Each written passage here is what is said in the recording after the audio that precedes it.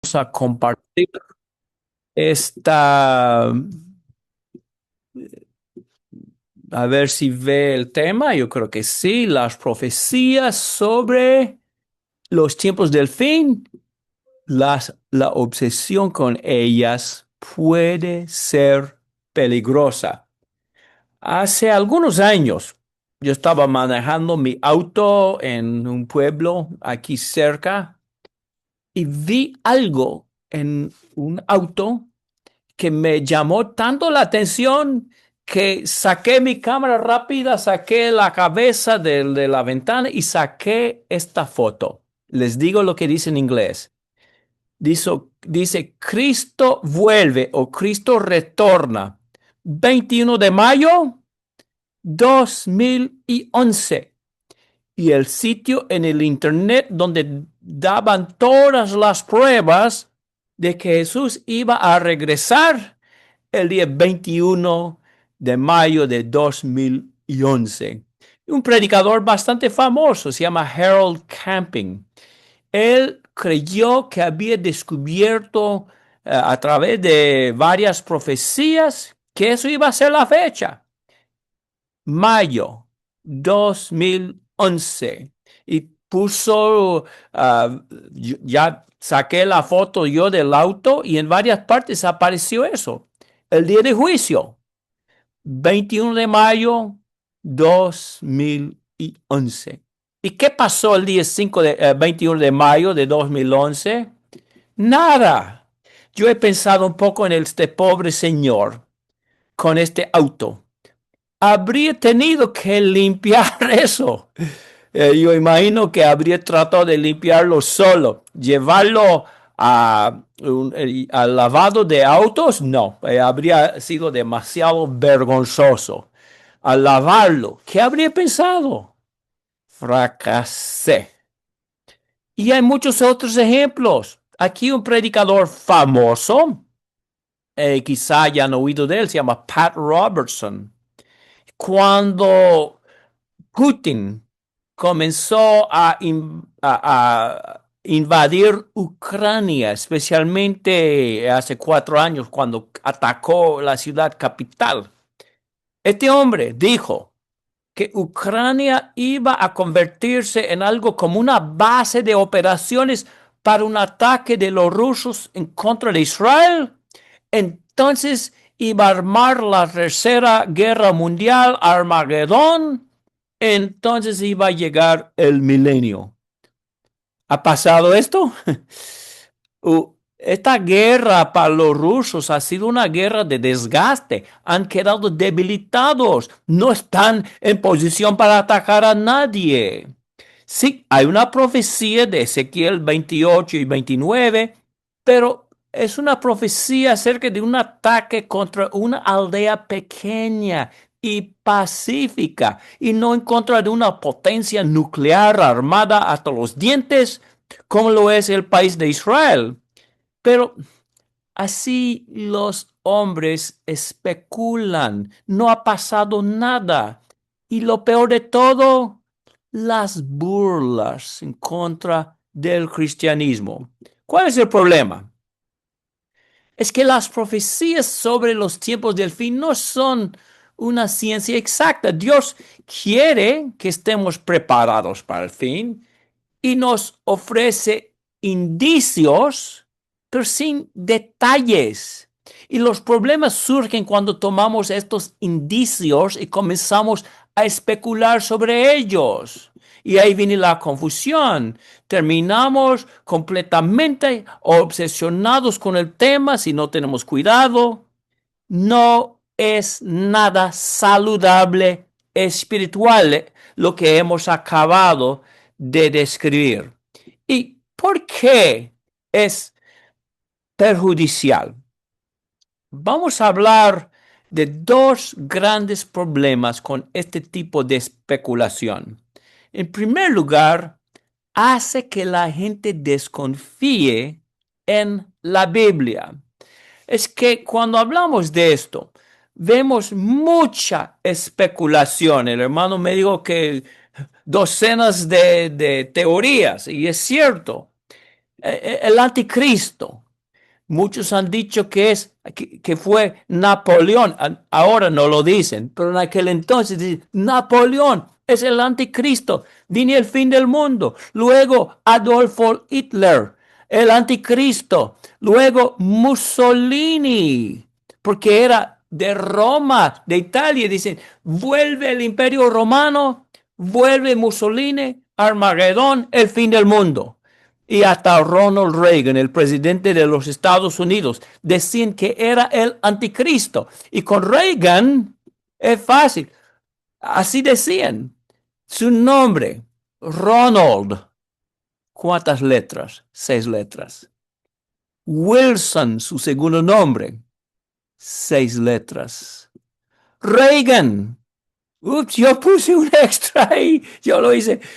Es Reagan sin I. Yo tengo que corregir eso. 6 letras. Si lo hubiera escrito bien, serían 6 letras. Ok, ¿qué tenemos entonces? 666. Ronald Reagan es el anticristo.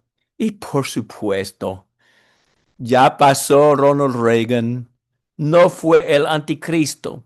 Pero la especulación abunda siempre cuando hay alguien fuerte. Dice que es el anticristo. Dicen ahora que Trump es el anticristo. Todas las guerras en el mundo, en el Medio Oriente, han sido asociadas con Armagedón, la guerra de 6 días. Armagedón, el fin del mundo. Eso fue en 1967. La guerra de Yom Kippur, 73. Armagedón, el fin del mundo. No, no pasó. La guerra de Golfo. Ah, sí, este es el fin del mundo. Ah, ¿sabe qué me hace pensar? Yo sé que muchos de ustedes van a conocer esta historia. La historia del pastorcito mentiroso de Aesop. Según la historia, en un pueblito había un pastorcito que cuidaba de las ovejas y un día aburrido pensó en crear un poco de emoción. Corrió hacia la aldea gritando, ¡El lobo! ¡El lobo! Y entonces la gente salió corriendo para defender a su ganado, pero no había nada. Era una mentira. Pasó una segunda vez. El niño aburrido corrió hacia el pueblo gritando lobo y nada. Y la gente del pueblo disgustado con el niñito, con el pastorcito. Pero entonces un día apareció realmente un lobo y comenzó a atacar a las ovejas y el pastorcito corrió hacia el pueblo, hacia la aldea y gritó, el lobo, pero nadie movió un dedo y así el lobo mató las ovejas. Y así pasa cuando la gente hoy en día que afirma ser cristiana anda por todas partes diciendo Armagedón, el fin del mundo, el fin del mundo, Ronald Reagan, Adolfo Hitler, Osama Bin Laden, el presidente Trump y nada. ¿Cómo eso nos hace ver delante de la gente del mundo? Eh, es un desacreditan la palabra de Dios al especular así sobre ella. Un segundo problema, la obsesión con las profecías acerca del fin, entre comillas, porque muchas de estas profecías no tienen que ver con el fin del mundo, pero nos distraen de los asuntos de más peso. Los fariseos se dejaron distraer con pequeñas reglas sobre diversas leyes del Antiguo Testamento y pasaron por alto sus grandes principios. Y algo parecido vemos hoy en día. Jesús les dijo a ellos, ay de ustedes escribas y fariseos hipócritas que pagan el diezmo de la menta, del anís y del comino. Y han descuidado los preceptos más importantes de la ley: la justicia, la misericordia, la fidelidad. Estas son las cosas que debían haber hecho sin descuidar aquellas. A mí me gusta la traducción literal de varias traducciones en inglés. No pude encontrar ninguna traducción literal en la lengua española, pero literalmente esta frase, los preceptos más importantes de la ley, significa los preceptos de más peso de la ley. Algunos preceptos pesan más que otros. El Evangelio de Jesucristo se edifica sobre grandes principios: el amor de Dios, la muerte de Jesucristo, la resurrección de Jesucristo, y que podemos nosotros aceptar la gracia de Dios. Podemos nosotros obedecer el Evangelio. Pero con estas personas que se obsesionan por el 666, quién es el anticristo, la guerra en Ucrania es el fin del mundo, no es la guerra en Irán que es el fin del mundo. Ellos muchas veces pasan por alto principios de suma importancia. Hay personas hoy en día, y si usted sabe de estos términos, sabe bastante, pero debatan desde mañana hasta la noche si la gran tribulación, si es algo que viene antes o después del rapto. Debaten horas. Pero si uno les pregunta a ellos, ¿cuál es el propósito del bautismo en la Biblia? No saben nada. Si les pregunta acerca de la cena del Señor, no saben nada y no quieren hablar del propósito del bautismo. No quieren hablar de cómo es la fe, porque quieren hablar de 666 y del presidente Trump. Pasan completamente por alto los preceptos de más peso de la ley. Y si no tenemos cuidado, podemos confundirnos completamente al interpretar la Biblia en base de las noticias en CNN o en las noticias en Fox, pasando así por alto asuntos esenciales. Ahora bien,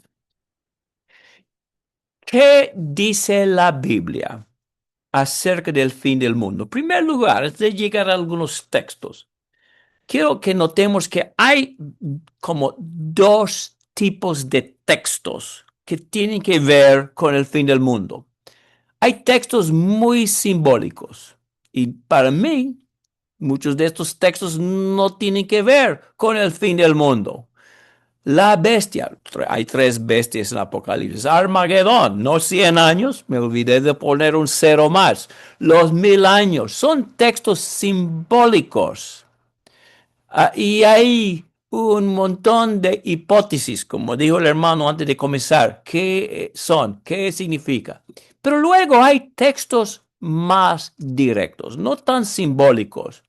Y la regla, antes de ir, la regla es, en la interpretación bíblica, se interpreta los textos simbólicos en base de los textos más directos. Pero con aquellos que especulan sobre el fin del mundo lo vemos al revés. Interpretan los textos más directos en base de su especulación sobre textos simbólicos. Así no se interpreta la Biblia. Vamos a hablar de 4 textos bien directos en cuanto al fin del mundo. Juan 5, 28, 29. Primera a los Corintios 15, 24 a 28. Primera Tesalonicenses 4, de 15 a 17.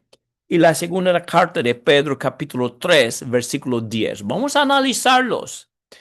Cualquier idea en cuanto al fin del mundo tiene que armonizar con estos textos directos, no simbólicos. Primer texto, Juan 5, 28 y 29.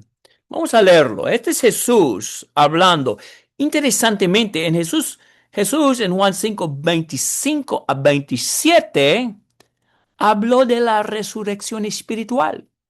Si estamos muertos espiritualmente, Cristo nos resucita espiritualmente, nos da una nueva vida.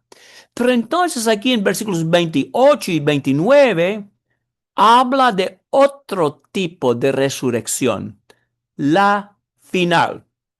Dice, no se queden asombrados de esto, porque viene la hora en que todos los que están en los sepulcros oirán su voz, y saldrán los que hicieron lo bueno a resurrección de vida, y los que practicaron lo malo a resurrección de juicio. Ok, vamos a analizar esto un poco, notar algunos puntos.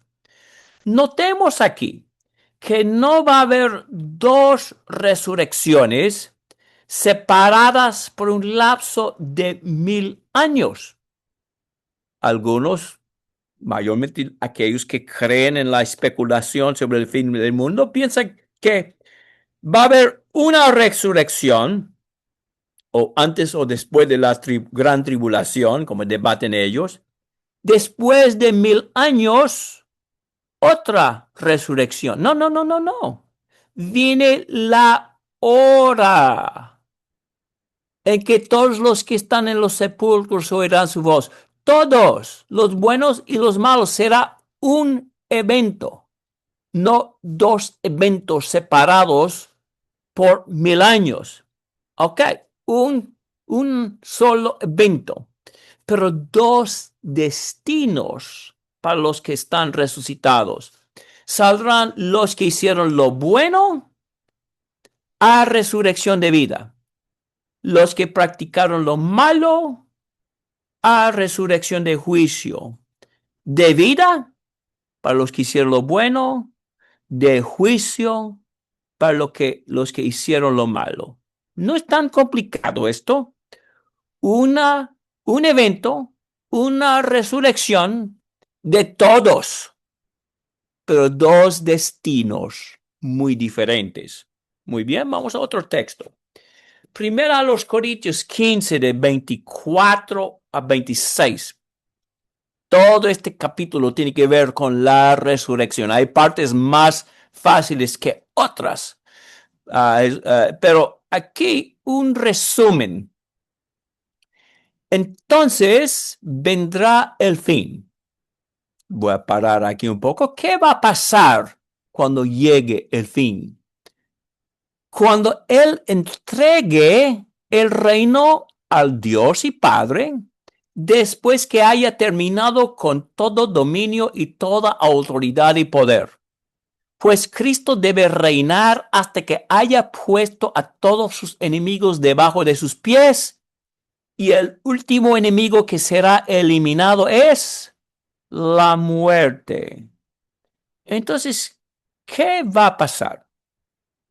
Algunos dicen que al venir el fin, Cristo va a establecer entonces su reino. ¿Por qué? Dice 24. Al llegar Jesús en el fin, ¿va a establecer el reino? No, lo va a entregar. Va a entregar el reino. El problema es que si al pensar en el reino concebimos en términos de ejército sobre la tierra, de poder militar sobre la tierra, de conquista terrenal, vamos a confundirnos mucho. De ninguna manera este tipo de reino se encaja en este versículo. Jesús dijo que iba a ser entregado el reino. Según la Biblia, el reino es el gobierno de Cristo, su dominio, especialmente en los corazones de su pueblo. Al decir que Él va a entregar el reino a Dios, está diciendo que va a entregarnos a nosotros. a Dios. Dios, aquí tu pueblo, aquí los súbditos del reino, para vivir eternamente en el cielo. Es lo que está diciendo. Otro punto aquí. Cristo está reinando ahora. Va a entregar el reino. Pero la objeción que muchos tienen a esta idea, ¿cómo es que Jesucristo está reinando con tanta maldad en el mundo? Pero el concepto aquí en versículo 25 se toma del Salmo 110, que el Cristo iba a reinar en medio de sus enemigos. Salmo 110 domina en medio de sus enemigos. Ahora, al llegar él, ya habrá puesto todos sus enemigos debajo de sus pies. Y el último enemigo, la muerte. Entonces, vemos más cosas acerca del fin en este texto. Vemos mayormente que no va a establecer su reino, sino entregar su reino. Vamos al tercer texto. Primero a los Tesalonicenses 4, 16 y 17. Y hay varias partes de este texto que podríamos leer, pero el contexto. Evidentemente, en la iglesia en Tesalónica, una nueva congregación donde había poco conocimiento bíblico, algunos pensaban que aquellos hermanos, entre ellos que murieron antes de la última llegada de Cristo, no iban a poder participar en el reino de Cristo. Murieron ellos antes de la llegada de Cristo. Y el punto de Pablo aquí es, no, ellos están bien. Ellos van a resucitarse y participar en la vida eterna con nosotros. Dice 16, pues el Señor mismo descenderá del cielo con voz de mando, con voz de arcángel y con la trompeta de Dios, y los muertos en Cristo se levantarán primero. Entonces nosotros, los que estemos vivos y que permanezcamos, seremos arrebatados juntamente con ellos en las nubes al encuentro del Señor en el aire, y así estaremos con el Señor siempre. Muy bien, vamos a pensar en este texto. En primer lugar, no hay nada en este texto acerca de una venida en secreto. Nuestros amigos testigos de Jehová dicen que Jesús llegó en secreto en 1914. No. Cuando Jesús llega, todo el mundo va a saberlo. Voz de mando, voz de arcángel, todos van a ser resucitados. Ahora, en cuanto a los cristianos, ¿quiénes van a resucitarse primero? Los que están muertos. Bueno, mejor dicho, ¿quiénes van a estar con Cristo primero? Los muertos en el Señor. Los que estén vivos al llegar el Señor van a ser arrebatados juntamente con ellos en las nubes. De esto algunos sacan la idea del arrebato. Pero notemos lo que no vemos aquí. Dice que van a ser arrebatados para estar con el Señor, ¿cierto? Pero dice algo así acerca de volver a la tierra luego para reinar. No. La mejor indicación que tenemos es que después de ser arrebatados a encontrar al Señor en el aire, así, y así lo veo en el aire, en el cielo, estaremos con el Señor siempre. Entonces, vemos que no va a pasar nada de 1000 años sobre la tierra, nada de volver a la tierra, sino de una resurrección. Ya en Juan sabemos que todos van a ser resucitados, pero en cuanto a los cristianos, los muertos en Cristo se levantarán primero, los vivos arrebatados en el aire, y así estaremos con el Señor siempre. Ok, vamos al cuarto texto, el último que vamos a tomar en este mensaje.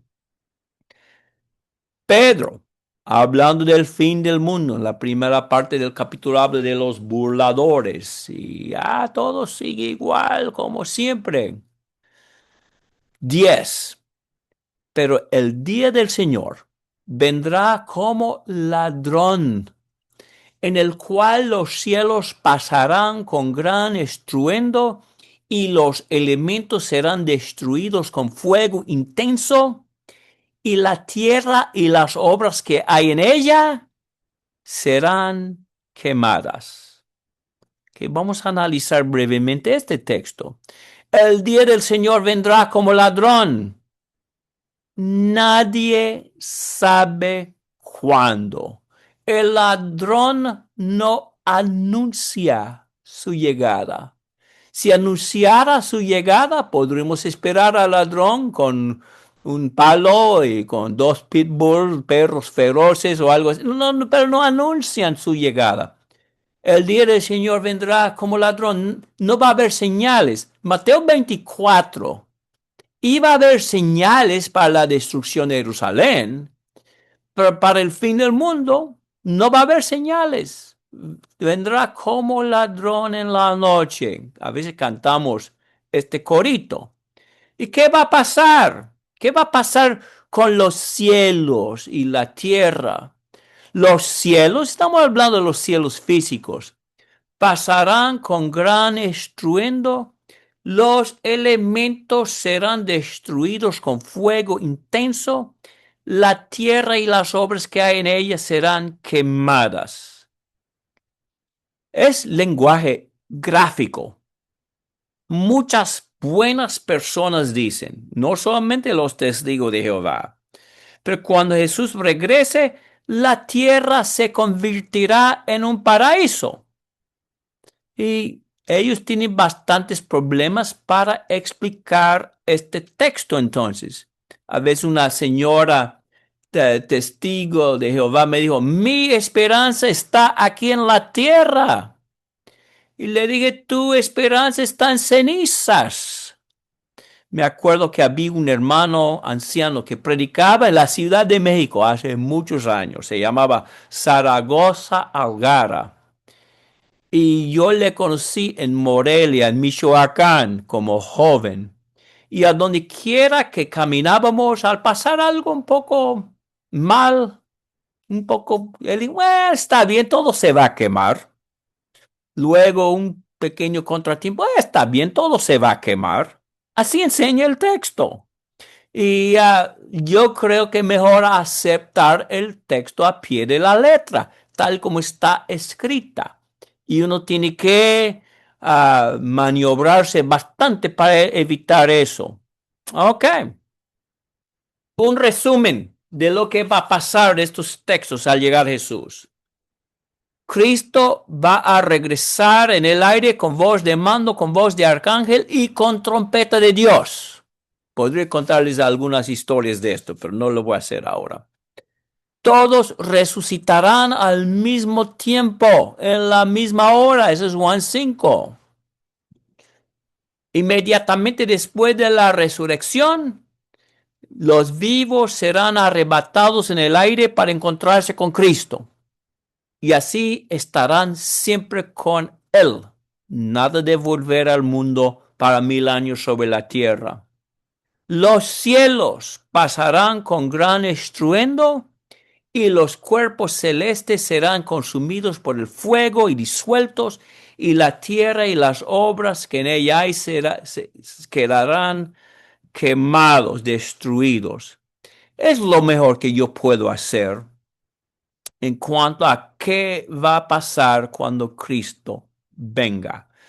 Y sin duda, aún aquí, es Cristo sabe exactamente cómo va a llevar a cabo estos detalles. Yo estoy contento con el dejar los detalles en su mano. Yo no tengo que entenderlo todo. Pero como ustedes saben, muchos al oír esto dicen, pero no hay más, no va a pasar más. Y a veces dicen, ¿qué de Armagedón? ¿Qué del gran dragón? ¿Qué de guerras y rumores de guerras y todo eso? En cuanto a guerras, rumores de guerras, este es Mateo 24. Jesús dijo en Mateo 24, versículo 34, que todo ello iba a ocurrir durante aquella generación. Yo creo que está hablando en la primera parte del capítulo en particular de la destrucción de Jerusalén. Luego, quizás hable del fin del mundo, aunque algunos no están de acuerdo conmigo en eso.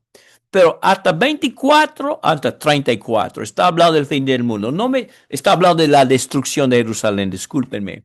No tenemos tiempo para entrar en eso, pero quedemos con los cuatro textos más fáciles y más directos. ¿Pero qué del libro de Apocalipsis?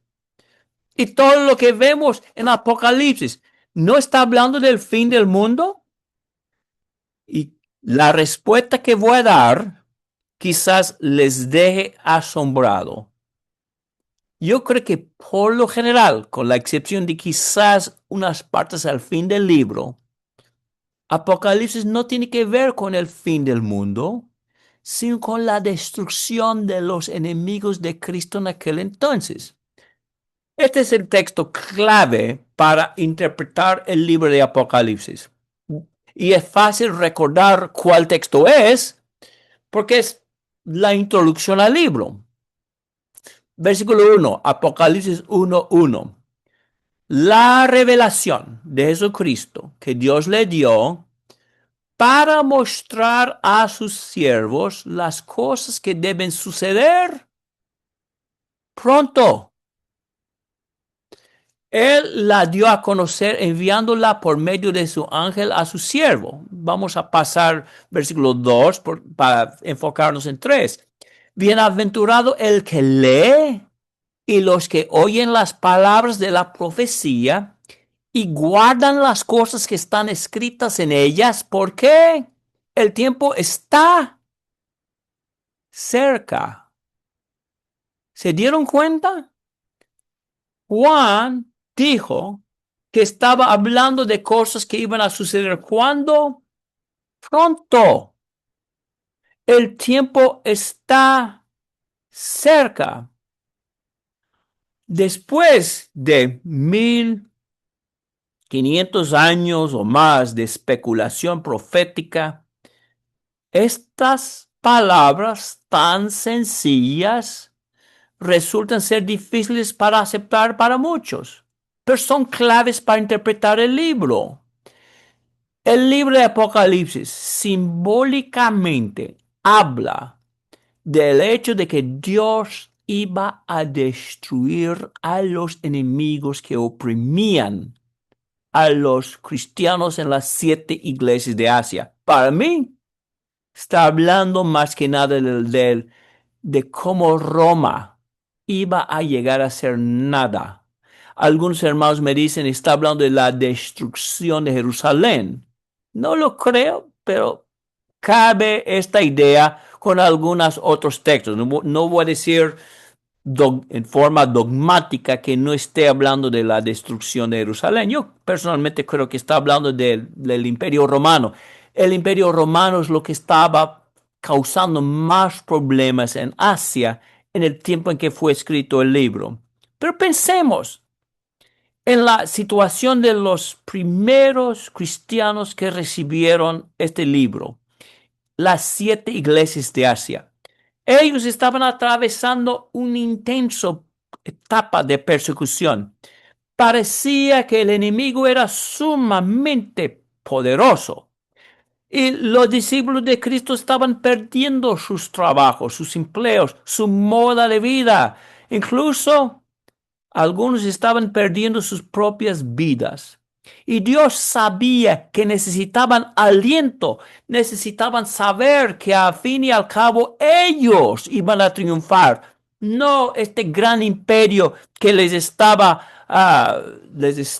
persiguiendo. Ahora bien, con los primeros lectores en mente, a quienes Juan escribió primero, ¿cuánto ánimo les habría dado saber que dentro de 2000 años, un tipo, Vladimir Putin, iba a invadir Ucrania y esta invasión iba a resultar en una invasión de Israel que conduciría al fin del mundo. ¿Cuánto ánimo les habría dado a ellos en la situación actual en la cual se encontraban?